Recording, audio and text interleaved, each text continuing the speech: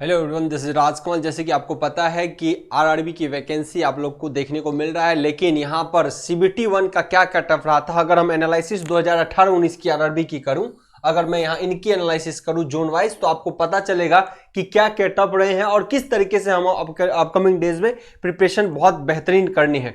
तो RRB ALP technicians की zone wise मैं कट ऑफ यहाँ बताता हूँ। यहाँ पे आपको पता है कि आरआरबी से रिलेटेड रेलवे ग्रुप पे हर एक नोटिफिकेशन आपको मिलता है, खासकर आरआरबी एएलपी टेक्नीशियंस को लेके और इलेक्ट्रीशियंस को लेके। ओके, सो सीबीटी 1 का क्या कट ऑफ रहा है, यहाँ पे कुछ चीजों को फोकस करना पड़ेगा, क्योंकि आपको पता है कि जो कट ऑफ थे लास्ट टाइम वो 3 बार रिलीज किए गए थे, क्योंकि उनको बच्चे ही नहीं पूर रहे थे। जबकि उन्होंने एक टारगेट सेट किया हुआ था कि मुझे जनरल से 40% कम से कम क्वालिफाइंग होना चाहिए, ओबीसी से 30%, एससी एसटी से भी 30%, लेकिन उससे भी उनको कम में लेना पड़ा क्योंकि बच्चे ही नहीं पूरे थे उसको। तो चलिए, कितनी संख्या आपको बच्चे एनरोल होंगे, क्या होंगे, सारी जानकारी आपको मिलने वाला है। चलिए यहां पे मैं बताऊं अगर आपको कि सबसे पहले सीबीटी का एग्जाम क्या रहता है, कट ऑफ तो मैं आपको सारा यहाँ पे डिटेल आपको बताऊंगा, लेकिन सबसे पहले है कि सीबीटी का यहाँ पर क्या पेपर रहता है, तो मैं इसको डील कर दूं। पहले सीबीटी 1 में जो पेपर होता है उनकी जो कट ऑफ की बात करूं, ये सीबीटी 1 का, तो सब्जेक्ट्स है इसमें मैथ्स, रीजनिंग, साइंस, जीके और करंट अफेयर्स। ओके,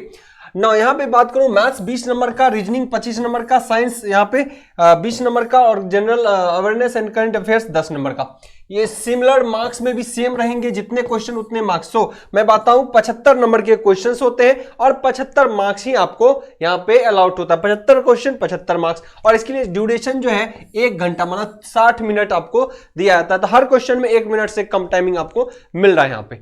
अगर मैं बात करूं फटाक से आके यहाँ पे, तो इन्होंने एक चीज बोला था कि पिछले बार लगभग कितने आप देखोगे तो 48 लाख, कितने 48 लाख स्टूडेंट एपियर हुआ था। ओके, 48 लाख, और इसमें यह बोला गया था कि जनरल के लिए जो क्वालिफाइंग मार्क्स होगा 40 नंबर से कम लाएंगे तो आप सेलेक्ट नहीं होंगे। हालांकि कट ऑफ इससे ज्यादा होनी चाहिए थी, सबकी एक्सपेक्टेशन यही था कि इससे कम को वो लेगा नहीं, तो कट ऑफ आपकी ज्यादा होना चाहिए।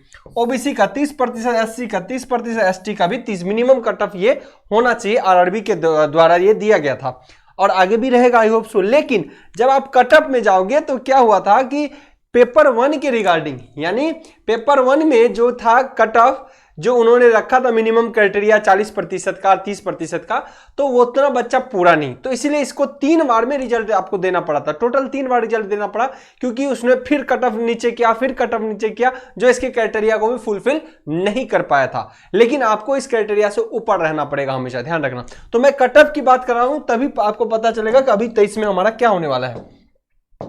तो मैं अगर इसकी बात करूं एक बार, तो देखिए आरआरबी अजमेर का कट ऑफ आपको सबसे ज्यादा गया था 61.05। आरआरबी अजमेर का कट ऑफ सबसे ज्यादा आता है। ओबीसी का 65, 49, एससी का और एसटी का ये सबसे टफेस्ट है, ये सबसे टफेस्ट आरआरबी एएलपी के लिए भोपाल। उसके बाद है भोपाल जोन में 53 गया, उसके बाद बहुत ज्यादा मार्क्स गिर गया है ना। ओबीसी की बताऊं 45, यहां 40 और यहां कितना 32। इलाहाबाद का उसके बाद 50 कट ऑफ गया जनरल के लिए, ओबीसी के लिए 41, इसके लिए 36 और इसके लिए क्या 27। अब धीरे धीरे जैसे अब नीचे जाओगे ना, चेन्नई के बाद ड्रास्टिक चेंज आ जाता है।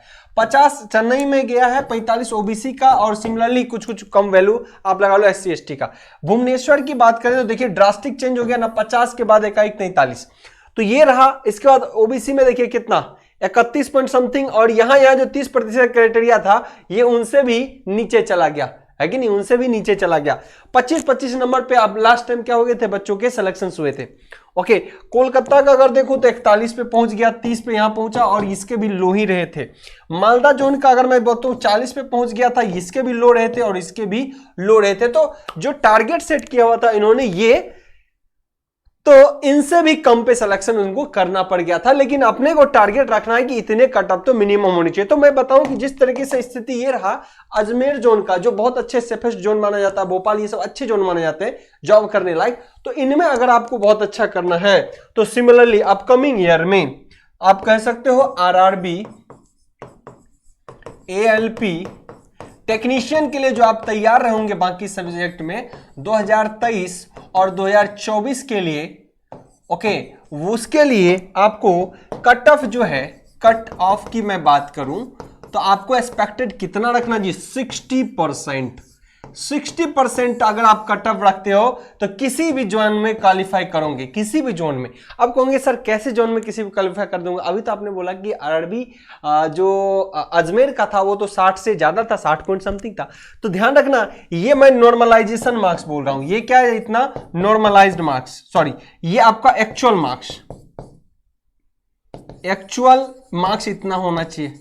ओके और वो जो है नॉर्मलाइज मार्क्स है, अगर ये नॉर्मलाइज हो जाएगा, नॉर्मलाइज्ड मार्क्स हो जाएगा तो किसी के 2 नंबर ऐड हो जाते हैं, किसी के 4 नंबर बढ़ जाते हैं, किसी के 6 नंबर बढ़ जाते हैं, किसी के 0.2 नंबर बढ़ते हैं, किसी के 1 नंबर बढ़ते हैं, तो इस तरीके से बढ़ते हैं। तो नॉर्मलाइज मार्क्स हो जाएगा, आपका 60% लाते हो तो 62, 65, 66 हो जाएगा। तो मिनिमम क्राइटेरिया इतना रखना है, जिसके लिए सब्जेक्ट की तैयारी आपको बहुत दमदार तरीके से करने हैं। मैथ्स में अच्छे स्कोर करिए, रीजनिंग में अच्छा स्कोर करिए क्योंकि पेपर 2 ये फिर से बनने वाला है, साइंस में स्कोर करिए, general awareness and current affairs में स्कोर करिए। तो खासकर मेन जो स्कोरिंग पेपर है आपके लिए यही है, इसको दमदार तरीके से करिए। और रेलवे ग्रुप ऐप पर आपके पूरे तरीके से बेहतरीन तैयारी की जाएगी, खासकर इलेक्ट्रीशियन की भी तैयारी होगी, यहाँ पे इंजीनियरिंग ड्राइंग की भी होगी और साथ के साथ साइको की भी तैयारी होगी। तो आप लोग यहाँ पे जुड़ना ना भूलें। उम्मीद करते हैं इस तरह के बेहतरीन नोटिफिकेशन और बेहतरीन आपके अपडेट्स आपको लगातार मिलते रहेंगे। आई होप सो इस सेशन को आप एंजॉय किया होगा और अपकमिंग सेशन को भी आप एंजॉय करेंगे। Okay, thank you.